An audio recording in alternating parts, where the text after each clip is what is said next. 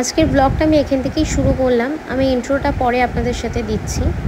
তবে গোপু সোনাকে এখানে রেডি করে নিয়েছিলাম, যেহেতু স্নান করাতে হবে। আর আজ যেহেতু বুদ্ধ পূর্ণিমা আপনারা সবাই জানেন, তো এখানে গোপু সোনার জন্য কয়েকটা ড্রেস আনা হয়েছিল, যেহেতু প্রচণ্ড গরম ছিল। তো তার জন্য এখানে মধু, চন্দন, গঙ্গার জল, ফুল, বেলপাতা সব নিয়ে এখন গোপু সোনাকে আর বাবা ভোলেনাথকে স্নান করিয়ে নিচ্ছিলাম। আর যেহেতু শরীরটা বললাম সেরকম ভালো ছিল না, আজকে আগের থেকে একটু বেটার আছি, তার জন্য আপনাদের সাথে ব্লগটা শেয়ার করতে পারছি। তো চলো পুরোটাই স্কিপ না করে দেখুন, আশা করি আপনাদেরও ভীষণ ভালো লাগবে। আজকের এই দিনটা আমার তো ভীষণ ভালো কেটেছে, আপনাদেরও আশা করি খুব ভালো কেটেছে। আপনারাও ঈশ্বরকে দর্শন করুন, আপনারও দিন ভীষণ ভালো যাবে। আর আপনাদের মনস্কামনা সমস্তটাই আমার গোপু সোনা, আমার বাবা ভোলেনাথ আপনাদের পূরণ করবেন। সকলকে ঈশ্বর সুস্থ রাখুক, স্বাভাবিক রাখুক, এটাই কামনা করব ঈশ্বরের কাছে।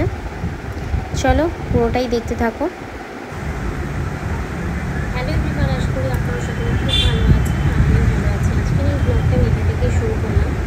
আজকে যেহেতু বুদ্ধ পূর্ণিমা, যেহেতু আমার বাড়িতে দোকান আছে সকলেই জানে, তো একটু যতটুকু পারলাম গোপু সোনার জন্য একটু করার চেষ্টা করলাম। এখন গোপু সোনার জন্য এখন জামা নিয়ে এসেছিলাম, যাতে প্রবলেম না হয় রাত্রেগুলোতে।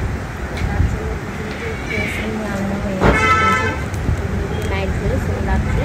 আর এখন জাস্ট আমি একটা, এটা খুব সুন্দর একটু সফট সুতির মধ্যে, তো এটাও আমি নিয়েছি।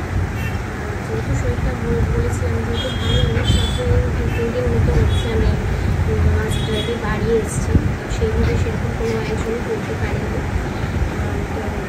তাও চেষ্টা করলাম যতটুকু করার, একটু নিষ্ঠা মেনে গোপু সোনাকে একটু সাজিয়ে গুছিয়ে নিয়েছি। আর গাছের যেহেতু আমাদের আম দেখতেই পেলে, আমাদের বাড়ির গাছের আম বাবা এসে দিয়ে দিয়েছিল, তো আমি আম দিয়েই আজকে গোপু সোনাকে পুজো দেবো। আর বিকেলের দিকে একটু রান্না করবো, এই মুহূর্তে রান্না করে দিতে পারলাম না সন্ধ্যার দিকে।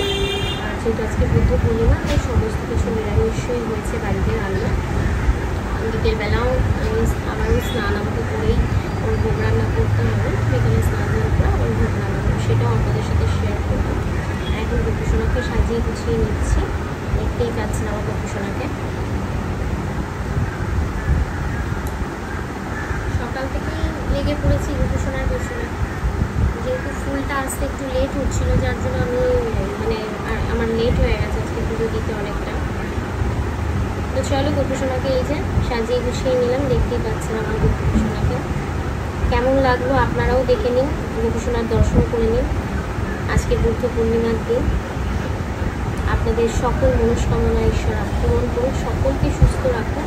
এই গরমে আমার যত আঙ্কেলরা আছেন, আমার বাবার সমতুল্যে যারা আছেন, এতটাই গরম, বিশেষ করে যারা বাইরে কাজ করতে যান, দাদা, কাকা, জ্যাঠারা, তাদেরকেও বলি যে আপনারা সুস্থ সবলভাবে থাকুন।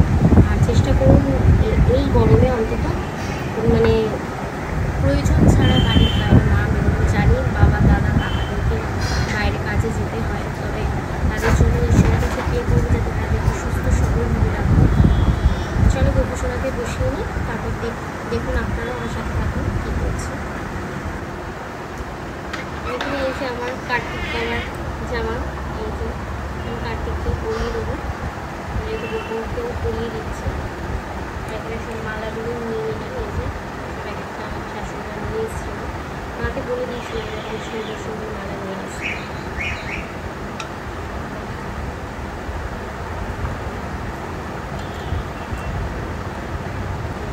কার্তিক দাদাকে জামা পরিয়ে দিই, হ্যাঁ দেখো তাহলে তুমি, কার্তিক দাদাকে জামা পরিয়ে দিই, বসো, ঠিক আছে? আমি কার্তিক দাদাকে জামা পরিয়ে দিচ্ছি, তুমি ছুটি করে বসবে। এখন আর এক ভাইকে ডাকিয়ে দেখছে, যেহেতু পুজো দিচ্ছি, আর পুজো দিলেও ওইভাবে দেখে, ভালো লাগে।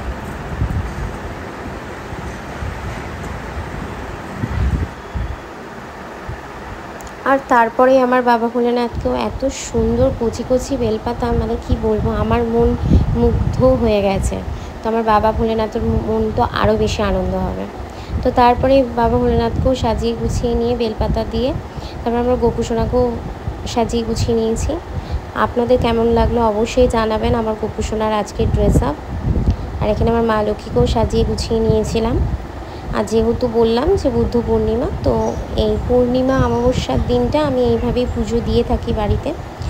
আর যেহেতু ভোগটা চড়াতে আমার অনেকটা লেট হয়ে গিয়েছিল, সেটা আর আপনাদের সাথে শেয়ার করতে পারিনি সেই সময়টা। তারপরে একে একে সব পুজো সেরে নিলাম।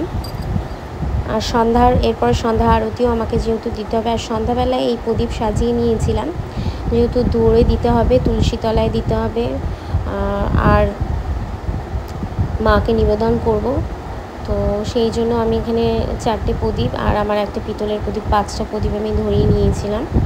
আর এখানে গোপুসোনাকে সন্ধ্যাবেলাও আমার মিছরি দিয়ে দিয়েছিলাম প্রসাদে। আর যেহেতু বললাম যে ভোগটা আমার করতে অনেকটা লেট হয়ে গিয়েছিল, তো আর আমি সেই মানে নিতে পারিনি ক্লিপটা, আপনাদের সাথে শেয়ার করতেও পারলাম না। তো তারপরে আরতি সেরে নিলাম। তো পূর্ণিমার দিন আমি ঠিক এইভাবেই পুজো দিয়ে থাকি বাড়িতে, প্রতি পূর্ণিমা অমাবস্যার দিনে। আপনারাও বাড়িতে এইভাবে পুজো আর্চা করে থাকবেন, দেখবেন আপনাদেরও যত সমস্যার সমাধান হবে ঈশ্বরের আশীর্বাদে। আর আজকের মতো এটুকুই। ভিডিওটা ভালো লাগলে লাইক, শেয়ার, সাবস্ক্রাইব করতে ভুলবেন না।